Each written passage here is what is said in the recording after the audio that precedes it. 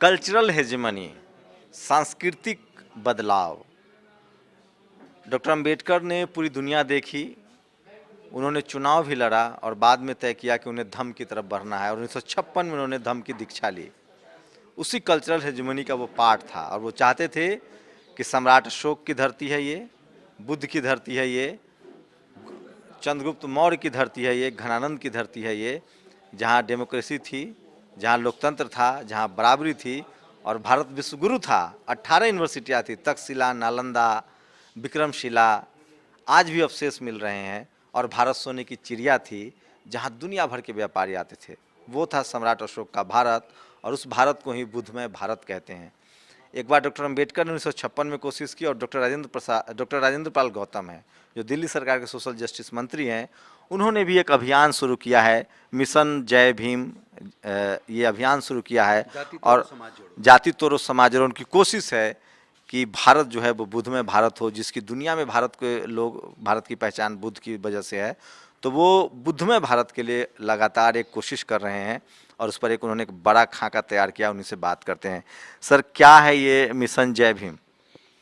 Basically mission जय भीम को अगर हम डिफाइन करें तो एक ऐसे समाज का निर्माण करने का एक मिशन है जिसमें समता, मैत्री, भाईचारे पर आधारित, जाति विहीन, वर्ग विहीन एक न्यायपूर्ण समाज हो, जिसमें आपस में भाईचारा हो, आपस में प्रेम हो, जिसमें किसी प्रकार की ऊंच नीच की भावना या किसी को अपमानित करने की या किसी को प्रताड़ित करने की और शोषण करने के लिए कोई स्थान ना हो। एक ऐसे समाज के निर्माण के लिए जो डॉक्टर बाबा साहेब अम्बेडकर जी ने जो सपना देखा था भारत को बौद्धमय बनाने का, उसी तरह मिशन जय भीम का जो निर्माण हुआ है बाबा साहेब को सपने को पूरा करने का है। क्योंकि जब बाबा साहेब ने 14 अक्टूबर 1956 को बौद्ध धम्म की दीक्षा ली तो उनका ये सपना था कि वो भारत को बौद्ध में बनाएंगे और आगे जाके धीरे धीरे कन्वर्जन के प्रोग्राम बड़े बड़े वो करेंगे। लेकिन उनके शरीर ने साथ नहीं दिया और वो 1 महीना 22 दिन के बाद ही निर्वाण प्राप्त हो गए, जिसकी वजह से वो सपना अधूरा रह गया।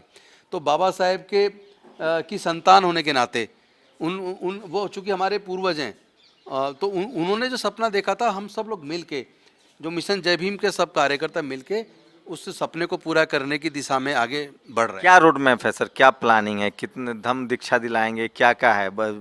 तमाम जो बुद्ध की जो स्मृतियां हैं, बुद्ध स्थल है, सम्राट अशोक के जो तमाम स्तूप हैं, उसको एक तरह से आपके पास माध्यम नहीं था तो धूल जमा दी गई। ख़त्म तो नहीं की जा सकती क्योंकि वो धरती के नीचे से उग आते हैं, घास हैं, लेकिन उस पर धूल जमी हुई है। तो उसके लिए क्या रोड मैप है आप लोगों का? एक्चुअली क्या है कि मेरा ये मानना है कि राजनीति से सारे काम नहीं किया जा सकते। राजनीति करेगी, लेकिन समाज का और धर्म का काम जो है वो समाज के द्वारा किया जाना चाहिए।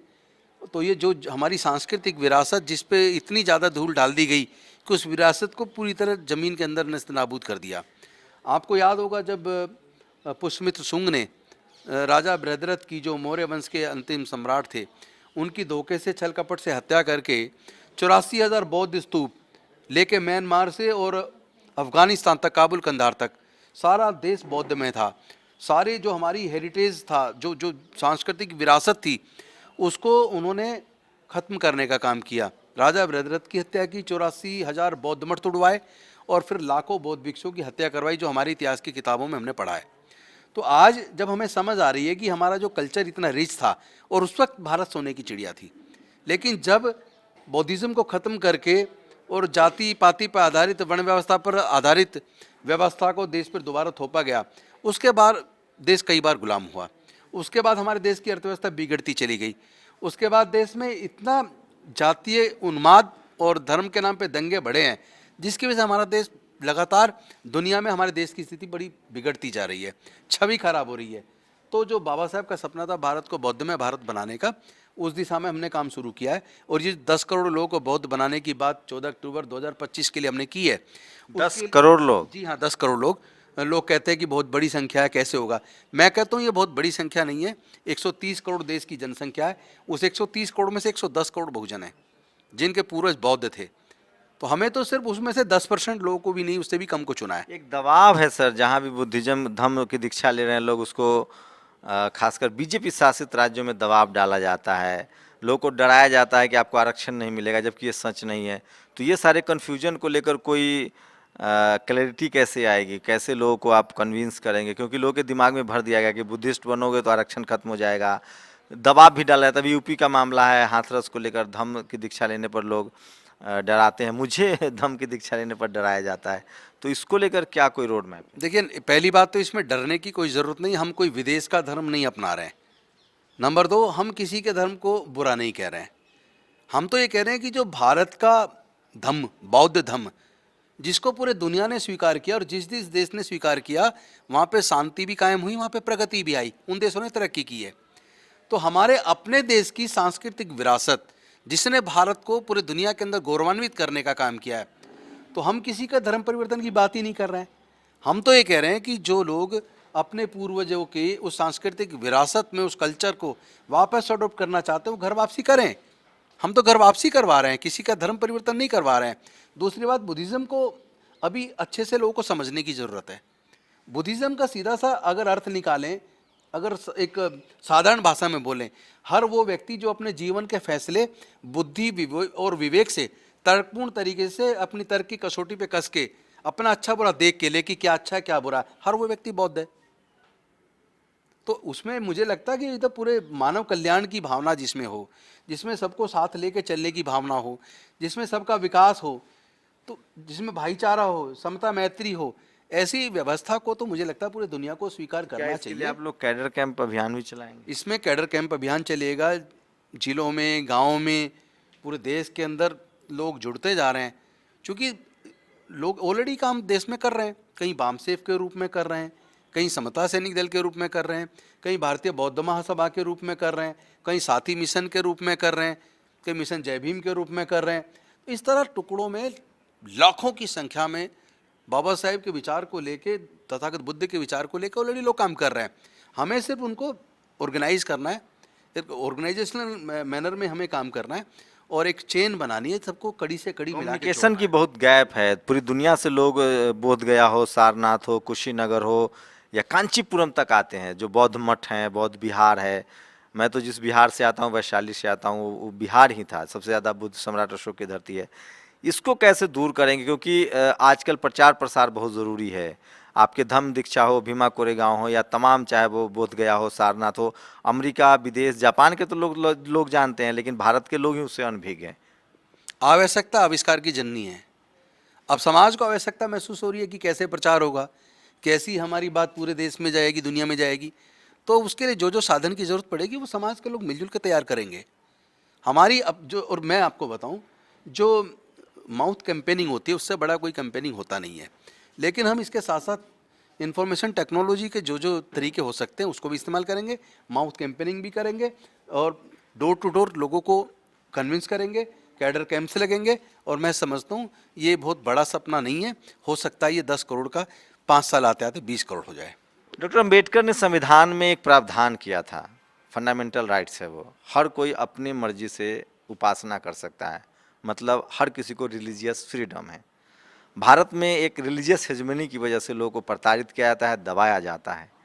जिस व्यवस्था में पेरियार साहब को मानने आपने एक सवाल किया था, उसका जवाब रह गया।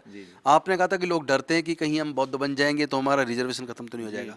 इसके लिए संसद से पहले ही ऑलरेडी पास हो चुका है प्रस्ताव, और उसका गवर्नमेंट ऑफ इंडिया से लेटर सारे देश के सरकारों को, डीएम्स को गया हुआ है कि अगर कोई बौद्ध अगर अपना सर्टिफिकेट लेना चाहता है तो क्या उसको बेनिफिट मिलेगा। तो उसके लिए गया हुआ है कि वो अपने जाति के साथ धर्म का कॉलम में बौद्ध लिखवा के सर्टिफिकेट ले सकते हैं, कोई भी डिस्ट्रिक्ट अधिकारी कोई मना नहीं करेगा।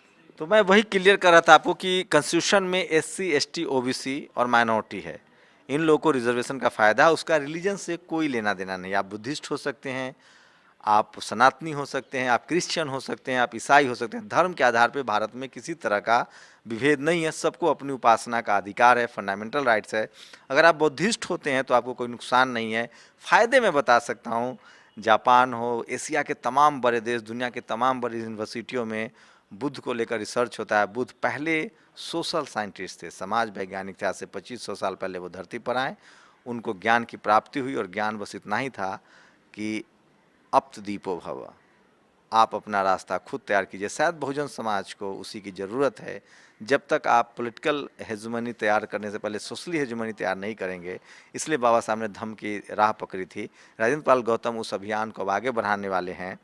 अगर ये संभव होता है, अगर 10 करोड़ भारतीय धम्म की दीक्षा लेते हैं, तो आप यकीन मानिए आप दुनिया के उन देशों के कतारों में शामिल हो जाएंगे। चीन, जापान, कोरिया, साउथ कोरिया, दक्षिण कोरिया, ये तमाम वो देश हैं जिन्होंने बुद्ध के रास्ते पर चलकर अर्थ के रूप में और समाज के रूप में मजबूती पाई है। क्योंकि बुद्धिज़्म जो है वो विज्ञान है, और वो कहता है कि अगर तुम जंगल में रहते हो तो नाक का फन, सांप का फन कुचलना सीखो।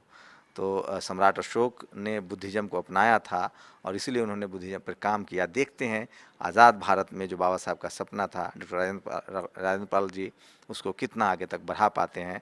तो बेहिचक ये आपका फंडामेंटल राइट्स है, इसको फॉलो कीजिए, और धम्म जो है वो आपको विचारशील, ज्ञानवान और गुणशील बनाता है। शुक्रिया सर, हमसे बात करने। Thank you very much. जय भीम। नेशनल दस्तक की आपसे गुजारिश है कि अगर इसको बचाना चाहते हैं तो नेशनल दस्तक को सब्सक्राइब करने के लिए रेड कलर के सब्सक्राइब बटन को दबाएं, फिर बेल आइकन की घंटी दबाएं। नेशनल दस्तक को बचाने के लिए बहुत ज़रूरी है कि हर खबर को शेयर करें, लाइक करें, कमेंट जरूर करें।